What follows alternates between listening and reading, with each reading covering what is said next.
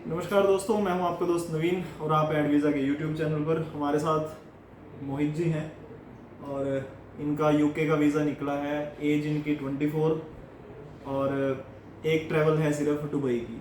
तो इनके साथ थोड़ा सा एक बारी बताते हैं इनका एक्सपीरियंस, इनकी जो प्रोफाइल है वो सारा डिस्कस आप लोगों के साथ करेंगे।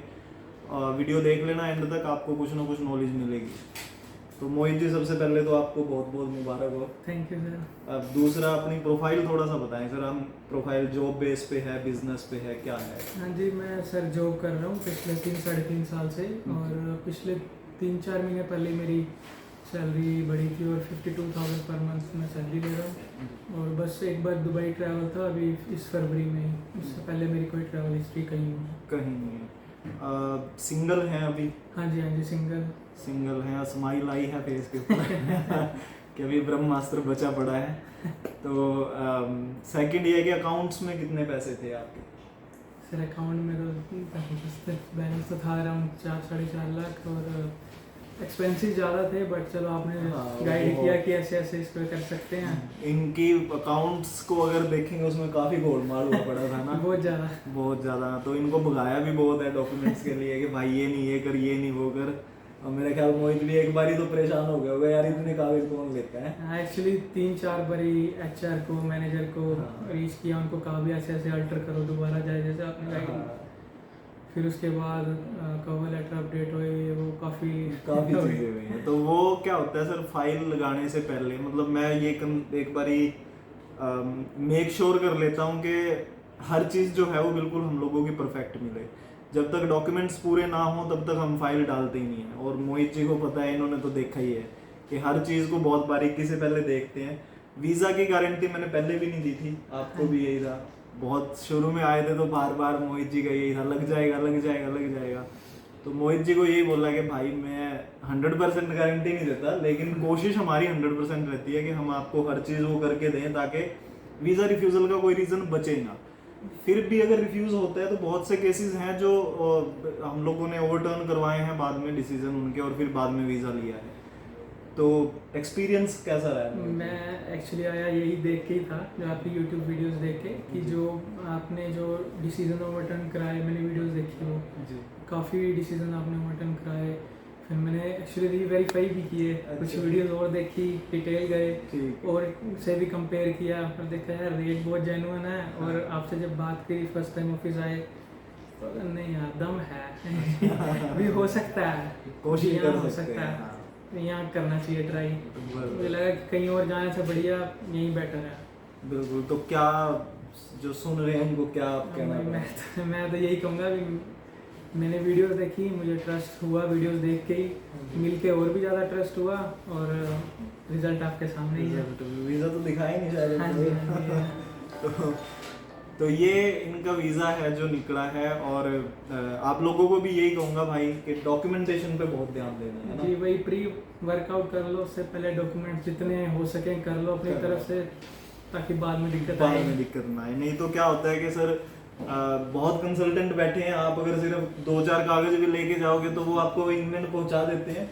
एक्चुअली मैं डाउट मुझे इसलिए भी था थोड़ा सा भी इंग्लैंड में शायद दिक्कत ना आए, क्योंकि मेरा फ्रेंड स्पेन में ही रहता है, बल्कि वो पीआर है। अच्छा। पीआर होने के बावजूद उसने यूके का अप्लाई किया और उसका रिजेक्शन आ गया। इवन उसके पास स्पॉन्सर थी यूके की, बेस्ट फ्रेंड उसका था।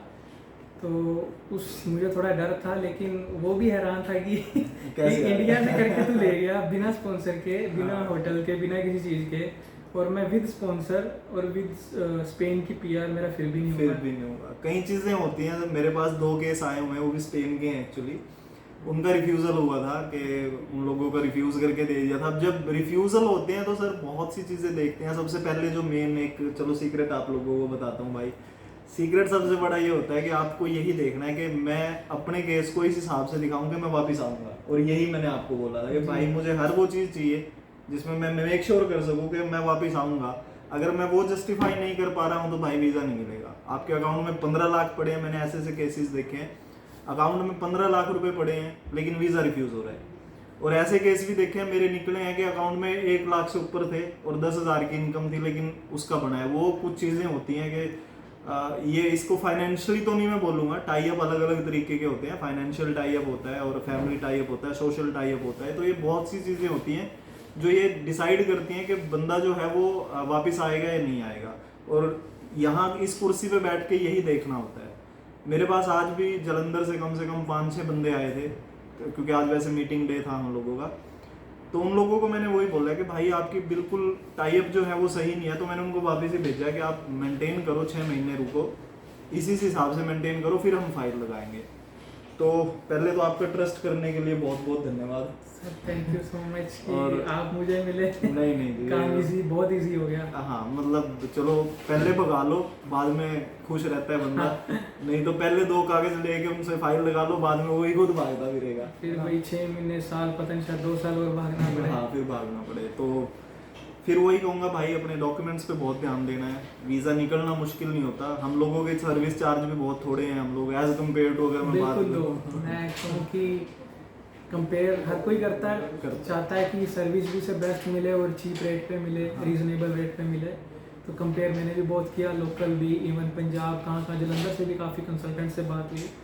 लेकिन मैं ऑनेस्टली कहूँ, मुझसे इससे लोग मुझे नहीं मिला, और इससे बेस्ट सर्विस भी नहीं ना मुझे मिल सकती। बस यही हम लोगों की एक एम यही है कि भाई कमाना सबने है। देखो ये नहीं है कि नहीं कमाना है, लेकिन एक होता है हक हलाल की कमाई, जितना काम उतना पैसा। एक मुझे ये पता है कि भाई जो काम 10,000 में, 12,000 में, 15,000 में हम कर रहे हैं, वो काम बाहर जाओ आप 30,000 में इजीली है। और वो भी वो रेट 30,000 भी वो है कि जब उन्हें लगता है कि आपके पास एक डॉक्यूमेंट है, हाँ। और जब उनको लगता है कि केस दूसरा है ये, फिर तो लाखों में चलती है। बिल्कुल। अब मेरे पास बैंक स्टेटमेंट वाले भी थे, खाली बैंक स्टेटमेंट लेके आ गए, उसके बाद हाथ जोड़ के खड़े हो गए, नहीं जी इसके आगे है ही नहीं। उनको भी करा के दिया कि भाई ये कर वो कर, जैसे आपको भगाया उनको भी भगाया गया, यहाँ से ये बना, वहाँ से ये बना। उनके वीजे आए हैं और हमें सिर्फ मिठाई का डब्बा मिल जाता है हम उसी में खुश हो जाते हैं। आपकी मेहनत बहुत है। हाँ, नहीं, नाम परमात्मा ने तभी शायद दिया है कि भाई आप लोग नियत अच्छी रखो, बरकत खुद मिल जाती है जी। बाकी बहुत बहुत धन्यवाद सभी का इतनी देर अपना टाइम खराब करने के लिए।